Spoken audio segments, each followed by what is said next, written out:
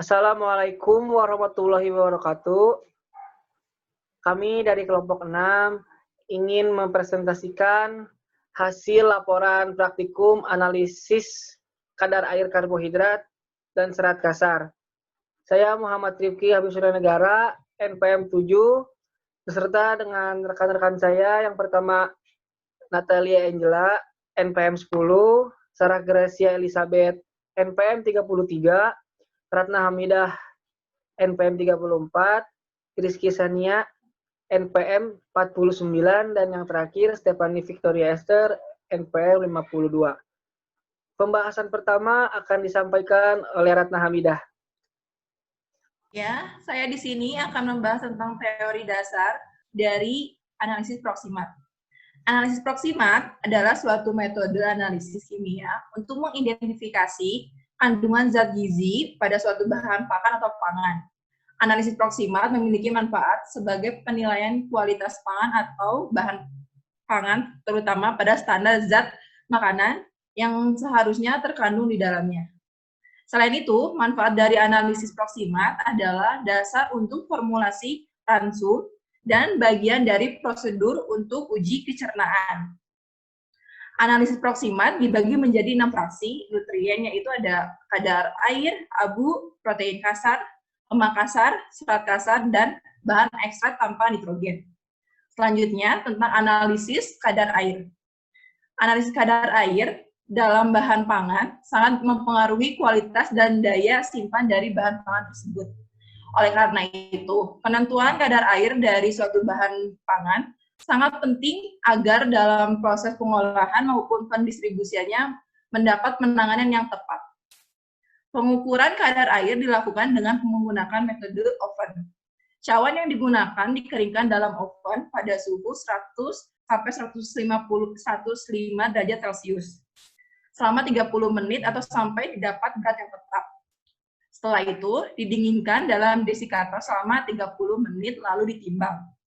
Sampel ditimbang sebanyak 5 gram dalam cawan, lalu dikeringkan dalam oven pada suhu 100 sampai 105 derajat Celcius sampai tercapai berat yang tetap. Sampel didinginkan dalam desikator selama 30 menit lalu ditimbang.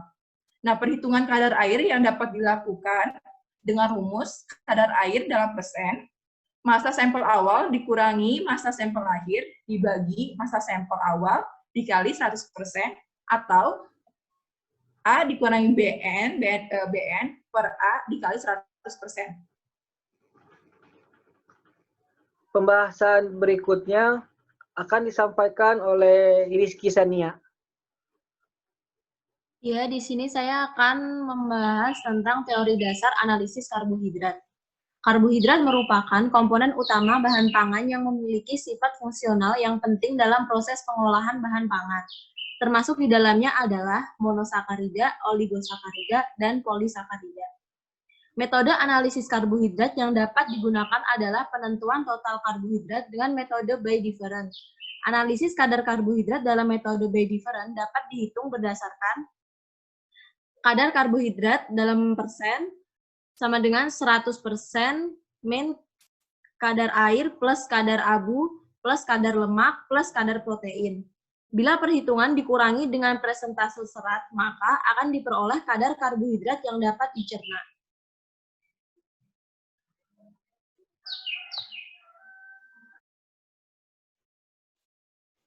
Selanjutnya, saya akan menjelaskan teori dasar analisis serat kasar. Kadar serat kasar adalah senyawa yang biasa dianalisis di dalam laboratorium, yaitu senyawa yang tidak dapat dihidrolisa oleh asam atau alkali. Dalam buku daftar komposisi bahan makanan, yang dicantumkan adalah kadar serat kasar, bukan kadar serat makanan. Tetapi, kadar serat kasar dalam suatu makanan dapat dijadikan indeks kadar serat makanan karena umumnya di dalam serat kasar ditemukan sebanyak 0,2 sampai 0,5 bagian jumlah serat makanan. Serat kasar adalah komponen sisa hasil hidrolisis suatu bahan pangan dengan asam kuat. Selanjutnya dihidrolisis dengan basa kuat sehingga terjadi kehilangan selulosa sekitar 50% dan hemiselulosa 85%.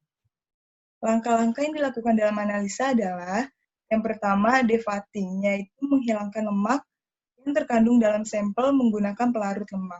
Yang kedua ada digestion, yaitu terdiri dari 2 tahap, pelarutan dengan asam basa. Kedua, macam proses digestif ini dilakukan dalam keadaan tertutup pada suhu terkontrol atau mendidih dan dapat mungkin dihilangkan dengan pengaruh luar.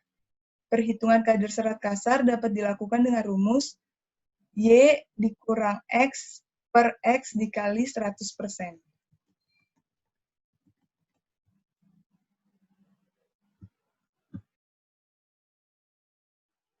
Pembahasan berikutnya akan disampaikan oleh Sarah Gracia.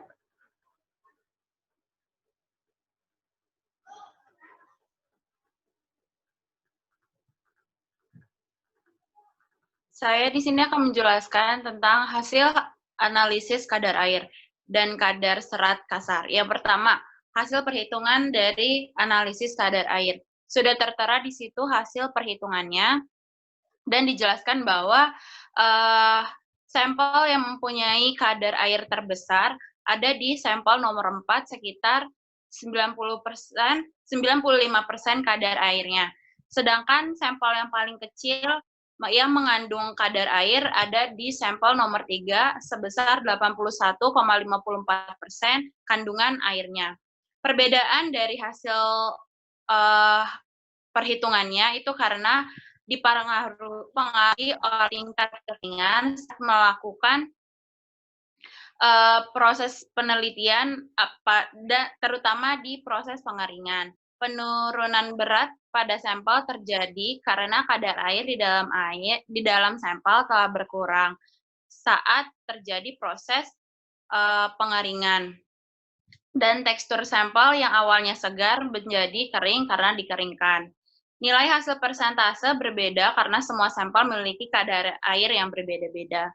Semakin berat sampel, maka kadar air yang hilang akan semakin kecil. Begitupun dengan sebaliknya, jika berat sampel semakin kecil, maka kadar air yang akan hilang akan semakin besar karena pemanasan dan lamanya pemanasan juga mempengaruhi hasil akhirnya.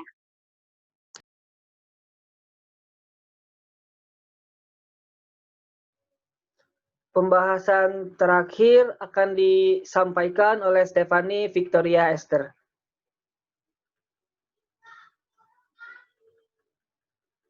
Yang terakhir ada hasil perhitungan dari serat kasar, bisa dilihat tabelnya. Berdasarkan hasil penelitian yang dilakukan, sampel kadar serat paling tinggi ada pada sampel ketiga yang memiliki kadar serat sebesar min 81%, dan sampel kadar serat kasar yang paling rendah ada pada sampel keempat yang memiliki kadar serat sebanyak min 95%. Pengujian serat kasar pada praktikum ini dilakukan secara duplo dengan tujuan agar hasil yang didapat maksimal dan akurat. Hasil pengujian yang berbeda diakibatkan oleh perbedaan metode yang digunakan, jenis udang yang digunakan ataupun yang lainnya. Besarnya hasil analisis disebabkan oleh tidak terhidrolisisnya sebagian komponen pada sampel yang sulit larut dalam asam, basa, dan aqueous panas selain serat kasar. Akibat penghalusan sampel atau penyaringan yang tidak sempurna, kemungkinan lainnya adalah perbedaan cara pemeliharaan sampel dan pakan yang diberikan sehingga kadar serat kasar yang terkandung berbeda-beda.